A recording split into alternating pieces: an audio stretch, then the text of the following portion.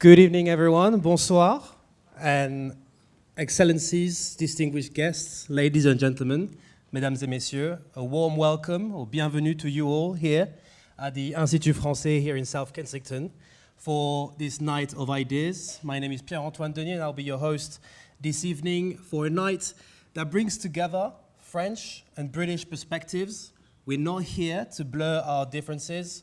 We know they exist. I'm not playing the French snob here.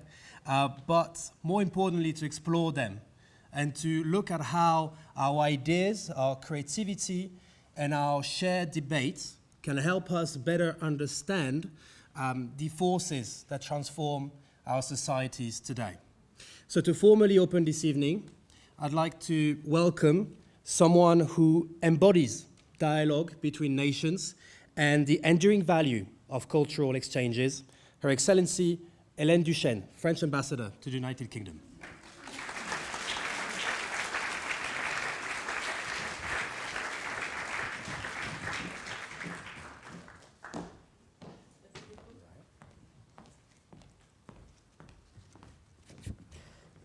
Thank you very much, and thank you for your comments. I don't know if I embody all that, but thank you. Thank you anyway for being there. Ladies and gentlemen, dear friends, it's a pleasure to welcome you to the Institut français this evening for the 10th night of Ideas. It's a milestone. It's an event where collective discussions seek to shed light on a world experiencing, as you know, profound tensions. The Night of Ideas is a unique moment when we freely focus on the world's division. Our era is not only going through crisis after crisis, it is shaped by long-term imbalances that go beyond our borders, our democracy, our societies, and our economies. L'Europe dessine aujourd'hui une nouvelle frontière stratégique. Tenir par le droit autant que par la force. Résister démocratiquement autant que militairement. Protéger les principes autant que les territoires. D'autres lignes de fracture traversent nos sociétés. Les débats sur les masculinités montrent combien nos représentations les plus intimes sont devenues des terrains de confrontation politique et culturelle. Ils résonnent fortement auprès des jeunes générations, à la fois porteuse d'espérance et exposée à une polarisation nourrie par les inégalités, la défiance et la fragmentation de l'espace médiatique. C'est la capacité de nos démocraties à construire un horizon commun qui est ici mis à l'épreuve. Sur le plan économique aussi, des déséquilibres se sont installés durablement. Ils fragilisent les États et alimentent les tensions géopolitiques. C'est dans ce contexte que la France accueillera en juin prochain le sommet du G7 à Évian. Ce sera un moment de responsabilité collective pour poser des choix clairs, renforcer nos économies sans les refermer, réduire les vulnérabilités sans fragmenter le monde, recréer les conditions d'un dialogue crédible dans un environnement international très instable. Given the challenges we face, France upholds a firm, steadfast belief there is no lasting solution that can be brought in isolation. European security, the defense of international law, the fight against disinformation, and the promotion of economic stability and democratic vitality require collective responses based on multilateralism, solidarity and dialogue. The relation between the UK and France reflects this spirit. President Macron's state visit last year was a milestone in the Franco-British relation. And our partnership isn't just a legacy from the past. It's strategically important, necessary for the continent's stability and the free of circulation of ideas. These commitments resonate naturally here at this Franco-British Forum for Debate on Shared Imagination. This evening, people from different backgrounds and generations will be speaking. They may not offer ready-made solutions, if there are, but they will give us the courage to ask questions, debate, and explore new perspectives. I want to express my warm thanks to our speakers and partners and to my team for preparing this event. And thanks to you all, too, for being there and getting involved. By listening, talking, and carrying on this discussion outside these walls, you will actively contribute to upholding our common principle.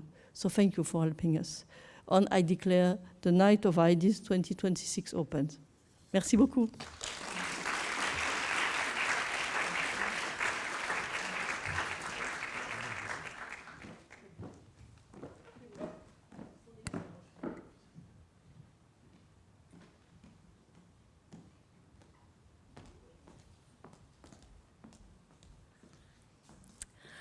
Good evening, and thank you, Ambassador, for reaffirming our purpose. So for the last 9 years, we've hosted the Night of Ideas. This is a 10th edition, and every time we're surprised by the demand for this Night of Idea, which usually outstretches our capacities to host, but tonight the gloomy weather has perhaps means that all of you are seated, and that's very good news.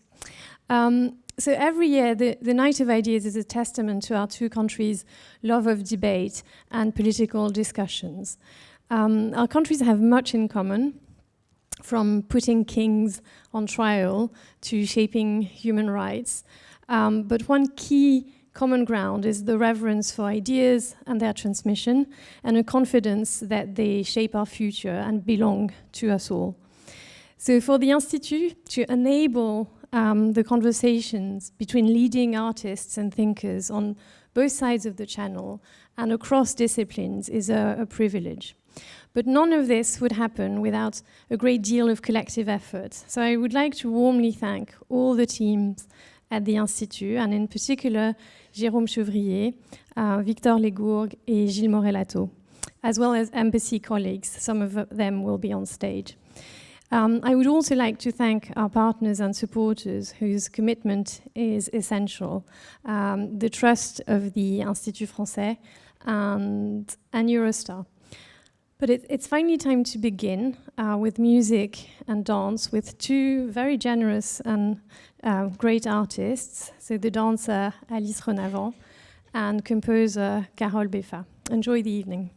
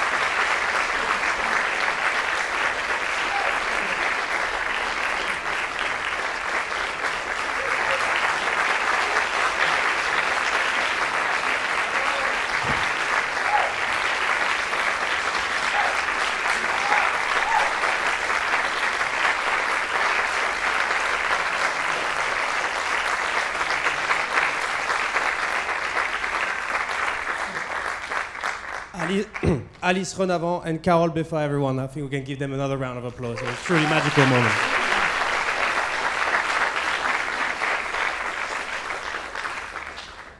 Right, as we wait for this little lectern to come back up, let me speak a little bit about our next speaker, still again on the theme of art and dance. His career bridges continent, cultures, and some of the most influential stages in the world of dance. Benoit Swan Pouffer is the artistic director of Rambert, one of the UK's leading and most respected independent dance companies, while also being a globally renowned dance artist. Born and trained in Paris, Benoit moved to New York, where he spent 7 years as a dancer. He later became artistic director of the Cedar Contemporary Ballet, leading the company for a decade. Under his leadership, Cedar Lake was described by the New York Times as a New York success story. He is widely celebrated for introducing a new generation of international choreographers to US audiences. Benoit Swan Pouffer, everybody.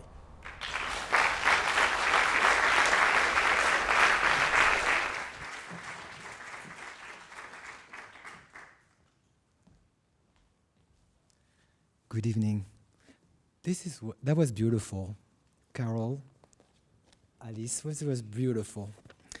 I'm going to try to follow up on this beautiful performance that you just seen. So, good evening, and thank you for all being here tonight. It's a real pleasure to be with you, and I'm truly honored for me to open this evening.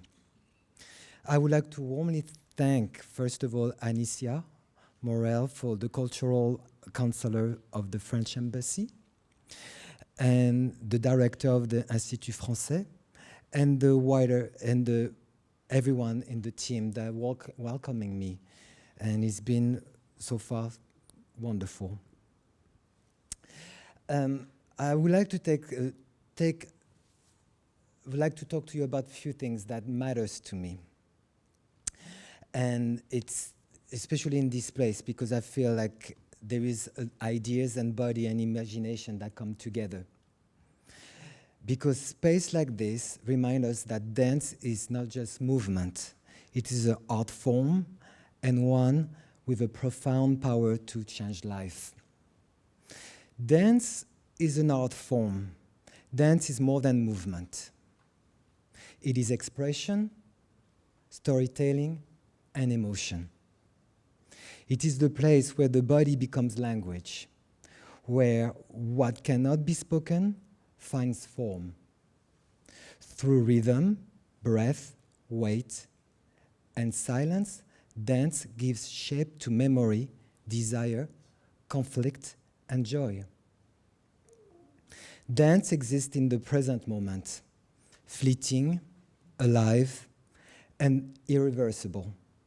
Once performed, it disappears, living on only in the bodies of those who witnessed it and those who carried it forward. It asks for attention, it asks for vulnerability, and in return, it offers connection between performer and audience, between past and future, between the individual and the collective. For me, as a mixed-race kid raised by a single mother in Paris, dance was many things at once. First of all, it allowed my mom to work late nights, knowing I was in a safe place. It was also a kind of social home, a space where I could meet people my own age and feel that I belong. At the beginning, dance was simply a hobby, but very quickly, I felt in my heart that it was moving me in a way nothing else ever had.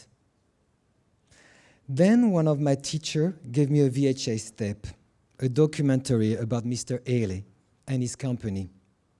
From that moment on, everything became clear. Clear in a sense that I suddenly understood my purpose. I wanted to become one of those dancers. The diversity, the elegance, the power of the company deeply touched me. I was about 12 years old when I saw that tape. And from then on, my focus was absolute. The central idea of my life became, how do I become an LA dancer? Because of that, I never really went through a teenage crisis. And all I wanted to do was dance with the company in New York City. Not every dancer becomes a professional, of course. But I have always felt that dance gives you something that goes far beyond the stage. Discipline, confidence, and a deep sense of self-belief. It changes individual first. It builds confidence, resilience, and a sense of belonging. I've seen this firsthand. People being moved, sometimes without even understanding why. And there is where the real power of dance lives, in connection, in inclusion, in shared meaning. We don't have to speak the same language.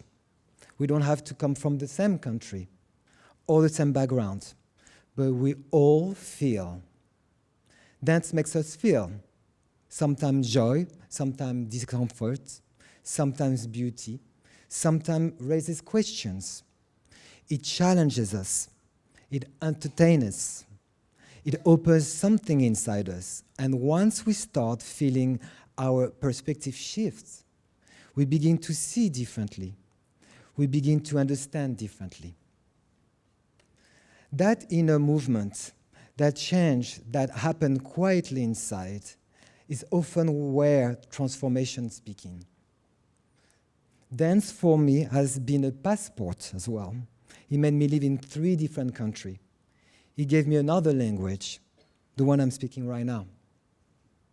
Through dance, I met extraordinary people, extraordinary artists, and people who believed in my vision before I knew how to fully claim it myself. In New York, I ran one-of-a-kind dance company for 10 years. It was called Cedar Lake, a company that introduced dance makers who shape our field today. Artists like Offa Schechter, Sidi Larbi Sharkawi, Crystal Pite, to just name a few.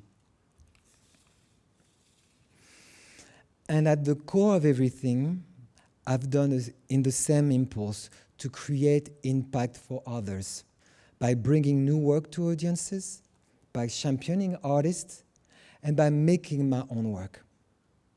Over nearly 20 years as an artistic director, one truth has become unmistakably clear to me: access to dance and the art matters. Leading an institution is not only about creating work, it is about nurturing the next generation. It is about opening doors, widening possibilities, and building spaces where people feel seen, valued, and inspired. This is not optional. It is our responsibility. So, if there is one thing I would like you to remember from what I've shared today, it is this: dance is not only an art form, it is a tool for change. It has the power to shape lives, future, and communities, creating connection beyond language, border, and background. Because of its core, dance reminds us then that before we speak, before we agree, before we understand, we feel. And it is in that shared human experience that transformation truly begins. Thank you.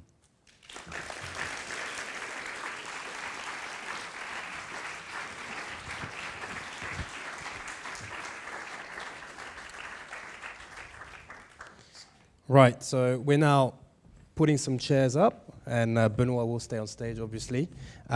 He will be joined by Alice, who will come out quickly. And this allows me to introduce to you the moderator for our opening event this evening, Sanjoy Roy. He's a London-based dance critic and writer who has been writing on dance for The Guardian since 2002. His work ranges across ballet, contemporary, hip-hop. Beyond that, he's also committed to the future of dance writing. He is the founder and editor of Springback Magazine, a European-wide platform supporting new voices in dance criticism. And this is my pleasure now to welcome him on stage as well.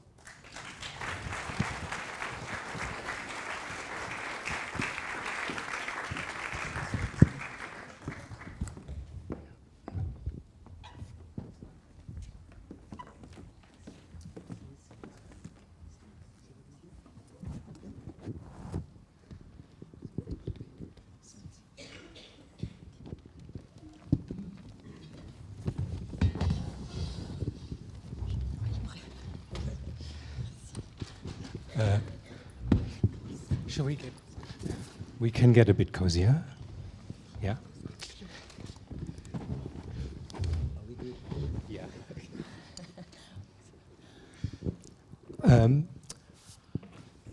Thank you, everyone. Thank you, Alice and Benoit. Please, could you introduce yourself? Because my name's Julia Hartley. I'll be interpreting Alice's answers. Yeah. We've already seen the power of dance with and music, in fact, with the opening performance. We've heard some beautiful words from beautiful and powerful words from Benoit. Later in this evening, there will be quite a lot of, I think, professorial and political debate. And here, I wanted to really bring out the personal. But to do that, I wanted to put it in context. Benoit, as he explained, trained in Paris at one of the very old schools, the Conservatoire de la Musique et de la Danse. What's it called? Conservatoire supérieur de musique et de danse de Paris. Yes, which I looked it up. It's on. I'm not going to look at my computer because I can't see in this light, but it's something like 310 years old. So it's a very classical institutional center of, in the life of dance. Alice, likewise, trained at the Paris Opera Ballet School, which is even older. And in that sense, I felt that their roots were actually very close to each other. Yet the growth that has happened since then has been very different. And to explain that Alice has stayed within the Paris Opera Ballet from the school and has risen through a very classical path of, as I understand, from going from the school to the company to the soloist to the principal to the Étoile, and retiring when she is obliged to retire by the company. Benoit, on the other hand, has had a very different trajectory. The Ailey company, which is where he first started, I think is worth explaining to those who don't know. It was founded very much in the spirit of the civil rights movement in the States in the 60s, about reclaiming black identities and art forms. And then he went on to direct Cedar Lake Contemporary Ballet in New York, which was a whole other story. And then with Rambert here in the UK. Rambert is actually the oldest dance company in the UK, celebrating its 100th this year. But obviously, it's nothing like the 300 years of tradition. And in fact, especially since the 60s, it has had an aesthetic of evolving traditions. So by telling these two different stories, I think it will illuminate quite some very different trajectories. That's why I think the personal becomes more. So that's me basically done. I'm now going to hand it to you. Since you both started very close by at very old schools, I wanted you very briefly to ask you, what was it like being a training as a young person in these schools?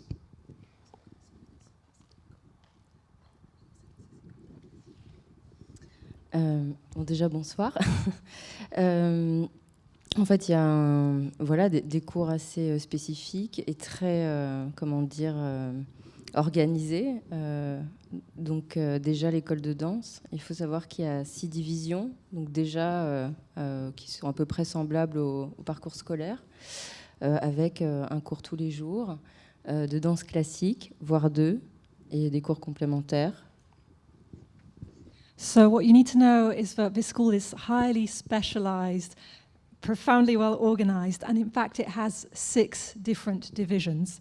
And every day you would start the day with a classical dance lesson, 1 lesson, sometimes even 2 lessons. Et avec dans la scolarité le matin. Donc en fait c'est vraiment des journées très complètes avec des danses aussi, folkloriques, du mime, du chant.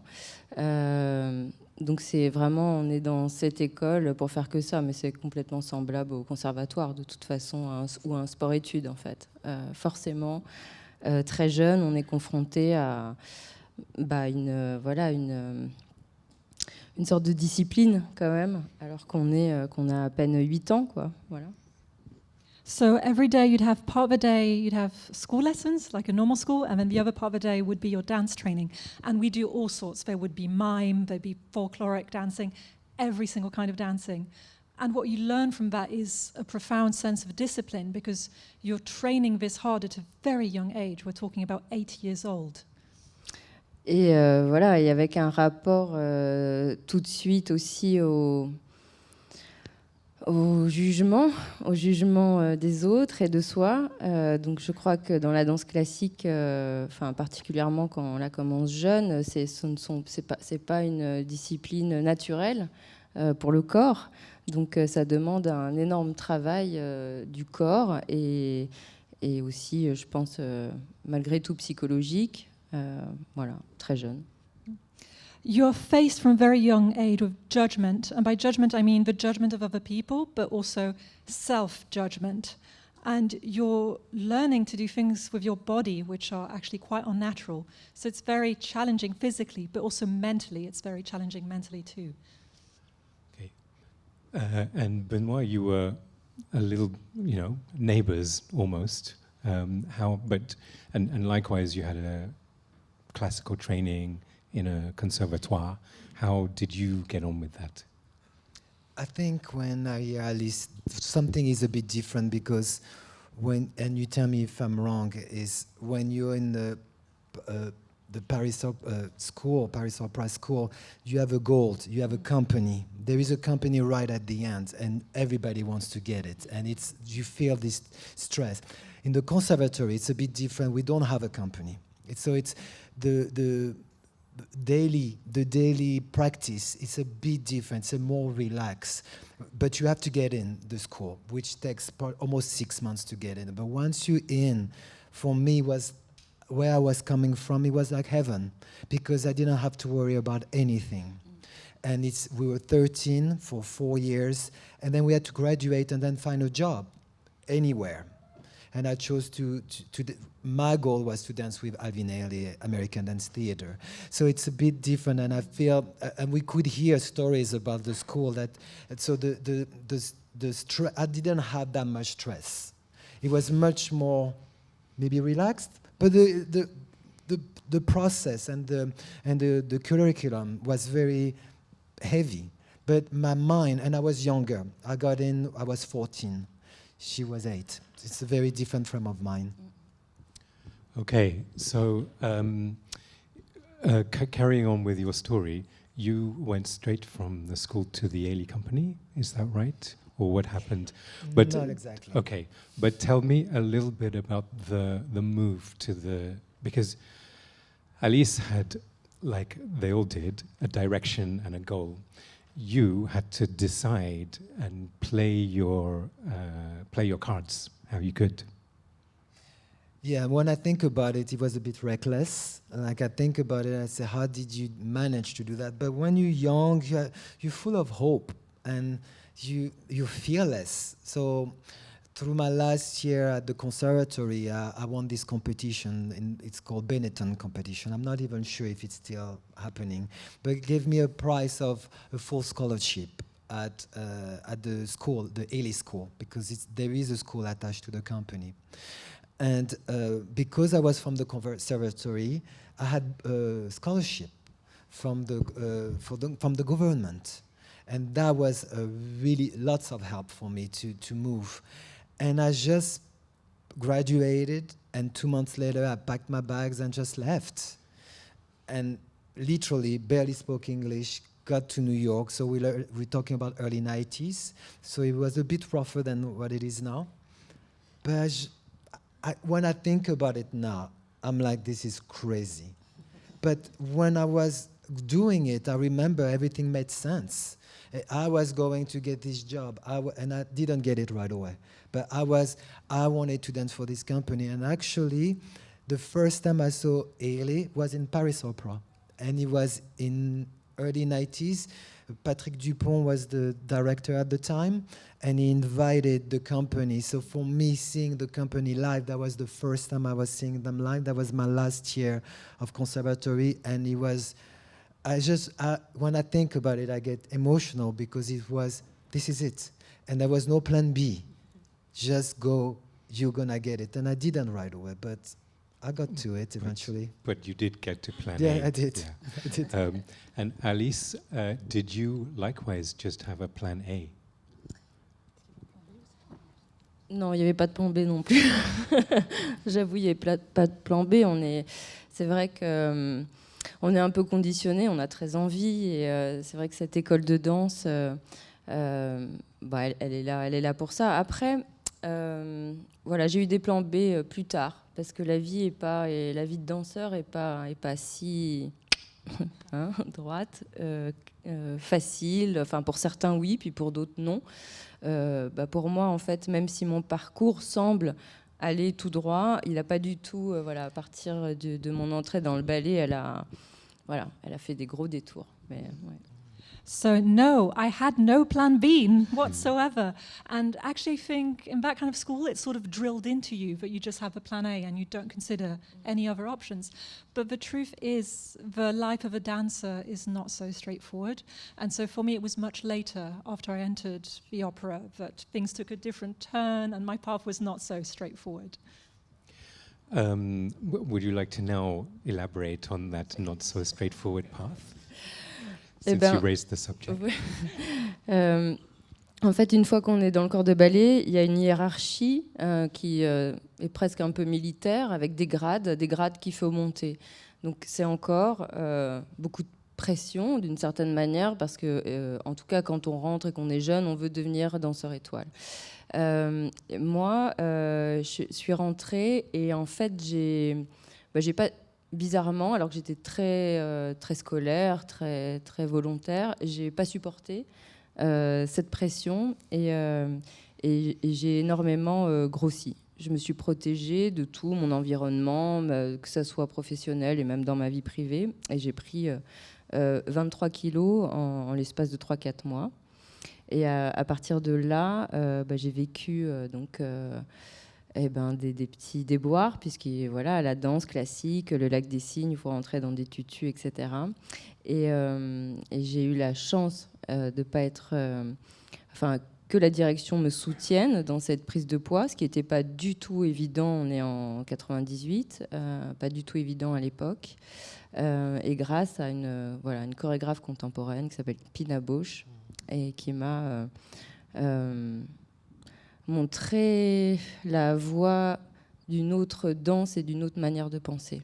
Après, So once you become part of a ballet company, that's not the end of the story. There's actually an extremely strict hierarchy. It's effectively military. You have to climb one grade after another grade at a time. You're under constant pressure to go up this trajectory. And that really didn't agree with me. I don't know why. I was very hardworking. I was very studious. But I just couldn't stand that pressure.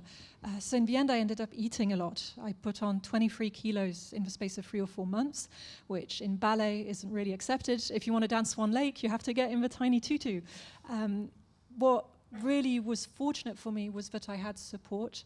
It was especially the choreographer Pila Bosch who showed me another way to dance and another way to think. Okay, so that leads me on a little bit directly to Benoit, who I know has been interested in, I think from Ailey onwards, of opening out what dance can be, where it comes from, diversifying the kind of people who may be involved, the styles. Can you tell me a bit more about that, how that's developed for you, and why it's important for you? So when I dance with Ailey, even though it's celebrating the Black beauty and the Black experience, there were a section of who you are in the company, how you look like as well.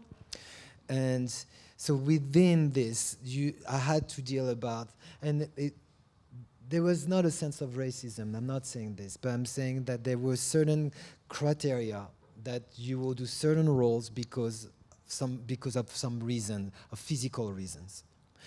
And so when I did my career there, I had the chance, I met this incredible woman who was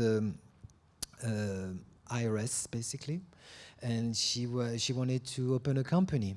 And that was unheard of. I had a company, I had a building, I had healthcare for my dancer. They were paid very well, and they were safe.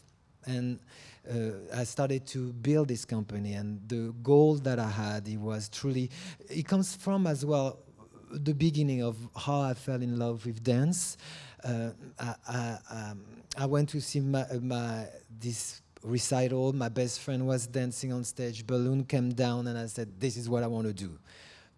Whatever reason, that really resonated to me. And then I saw myself. I saw people looking like me, kids. I was 6 years old. So that stayed with me. So when I created and looked for dancers, I wanted to I used to call it my Benetton ad. I had to have all kind of stories, backgrounds, shape, size. All this was very important for me. That I didn't want to have a corps de ballet. I respect corps de ballet. When it's done well, it's gorgeous. But that's not what I'm about. So I hired dancers. They were soloists. I said, and I had 18 of them, and I said, "You're all soloists, but you are working together." And we had the same mission, but I had not one looking like the other. It's very important. I think just for the many people who may not remember the 90s, the Benetton slogan was "United Colors of Benetton." Yes. Was it not? So it was very much like a rainbow kind of thing. And at this point, it might be worth mentioning. I'm going to mention it, whether it's worth it or not. It's by accident or design. It just so happens that all three of us here are mixed race. And I thought it was just an interesting coincidence. And I think it's informed your worldview about dance. With Alice, who's in a very different context of where, in some sense, uniformity, I think, is desirable on all sorts of different levels. Perhaps you can tell us a bit about, I think, how you felt you were seen, or whether this, your own sense of difference was, what was important to you about it, and how you dealt with that.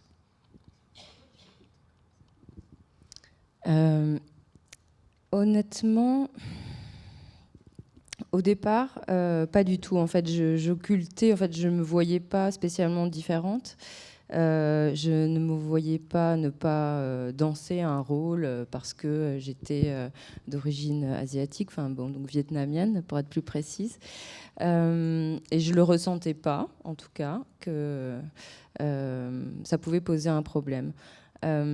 Ensuite, justement, bon, avec ces problèmes et le fait de rencontrer pas mal de chorégraphes contemporains, j'ai senti, et peut-être à tort, j'en sais rien, mais là j'ai senti qu'on me regardait différemment, mais de manière très positive en fait. Et il y a une fierté et une, comment dire, une vraie conscience en fait de ce que je représentais, bizarrement, parce que ces chorégraphes viennent à l'Opéra de Paris, ils viennent un mois et demi, on leur donne pas plus. C'est un peu, voilà, c'est pas un peu l'usine parce que c'est formidable, mais ce que je veux dire, c'est que ils n'ont pas vraiment le temps, et je crois que ça a participé, pas que, j'espère, mais en tout cas que ça a participé à en fait, qu'on me reconnaisse en fait parmi 154 danseurs. C'était aussi, voilà, pas que, mais aussi, enfin, bon, en tout cas, j'en étais très fière. Mais c'est vrai que sinon, j'ai pas, ça n'a pas été non plus un moteur, juste une petite fierté, une fierté ou une petite pour moi. Enfin voilà, moi-même, je me définissais comme danseuse asiatique en fait. So to begin with, I didn't really perceive myself to be different. The priority was to fit in. I wasn't conscious of the fact that my dancing was related to being of Vietnamese origin. What changed was when I started working with contemporary choreographers. So what happens is that these people will come in 1 month at a time or more, so you don't get to work with them for very long. And I could see in the gaze of these choreographers that my difference was something positive, it was something attractive. And so I started to become more interested in it and take more pride in it. And I actually think that because these choreographers would have such brief stints with us, and there was over 1,500 dancers, the fact that I stood out was a good thing because they would remember me.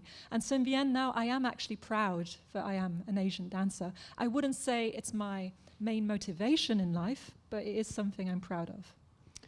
Yeah, I think it's interesting that it may be a contemporary choreographer who does that, who's not working with who can create roles, and who may not be working with the same sense of classical uniformity that is required, I think, of some of the more classical choreography.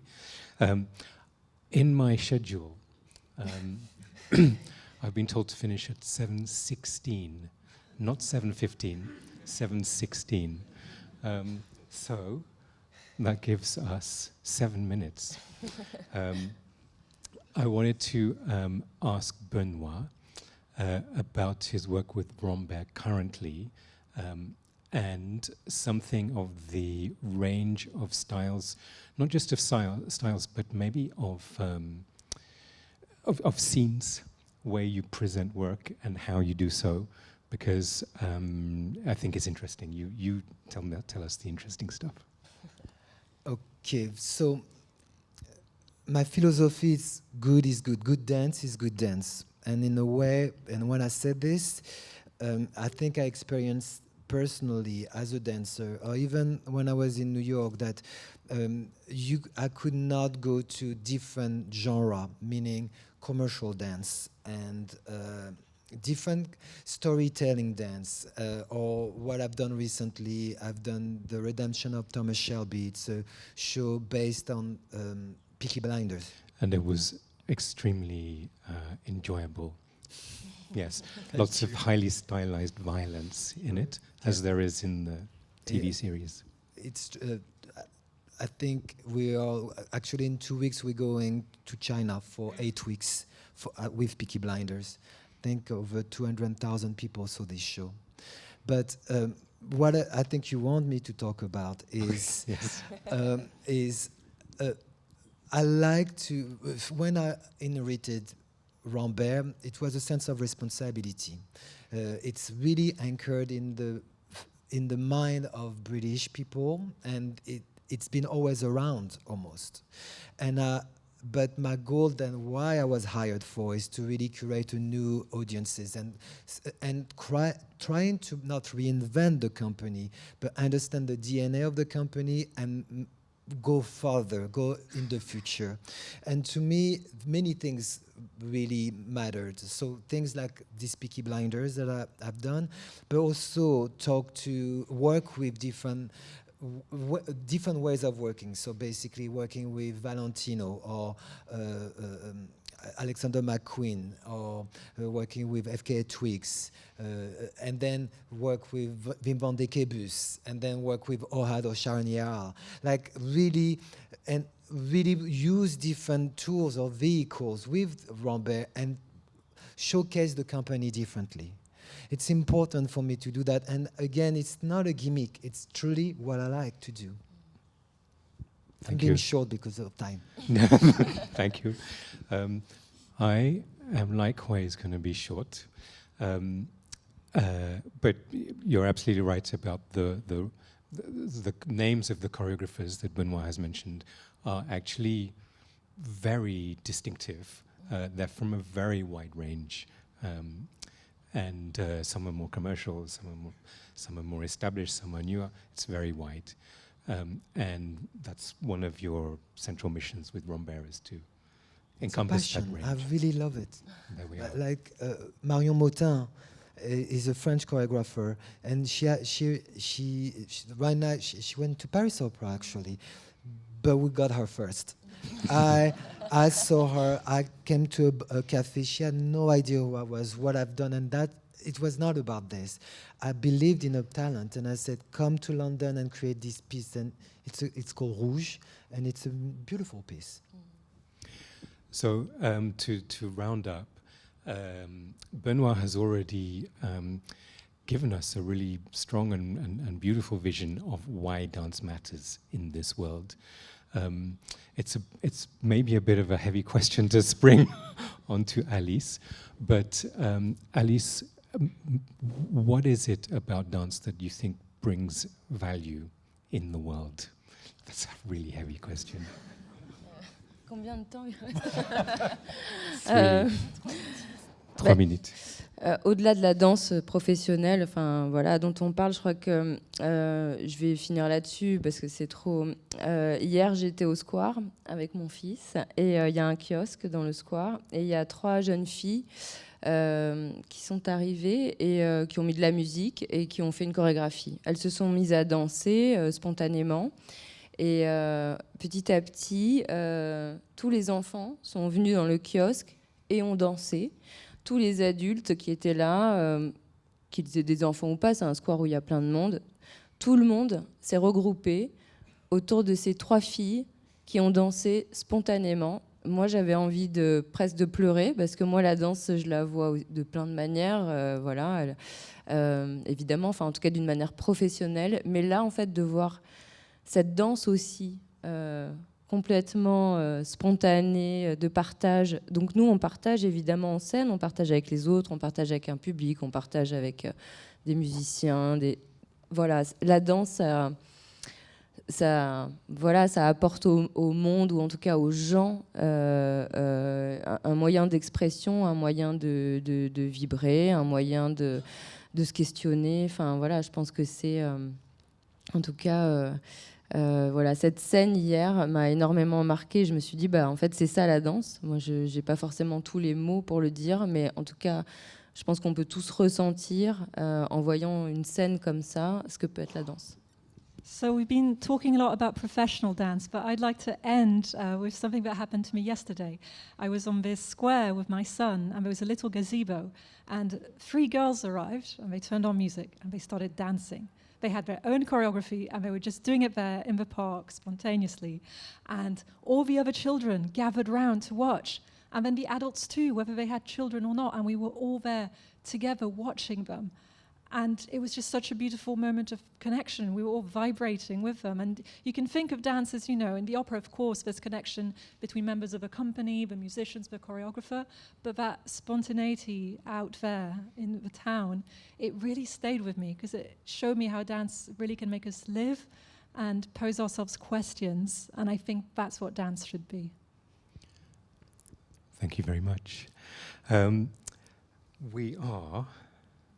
Look, 16, oh, wow. 16. See, dancers know about timing. So it just remains for me to, first of all, to mention that free to view on arte.tv, there is a beautifully made documentary called Adieu l'Opéra, Goodbye to the Opera. in which Alice is one of three main subjects, and it's by Jonathan Kellerman. It's a really beautifully made film, and it illuminates a lot about the opera. And I don't know if for the centenary year of Rambert you have anything that you're allowed to say yet, but it is the centenary year of Rambert, so I'm sure there's going to be something. Yes. Oh, okay. So, Sadler's Wells, that's our home in June. We have, that's called This is Rambert. And I know I'm just going to go 2 seconds. It's a celebration of the company, but I didn't want to do a retrospective. I wanted to look to the future. So it's called This is Rambert, and this is Rambert now, and who we are and what we're about. And then there is something back. Can't really talk about it, but you all know. It's exciting. Watch this space. Okay. So now we've gone 2 minutes over. Thank you for everyone. Thank you. Thank you for your presence here. Thank you. Yep. Okay. It's a pleasure. Really beautiful.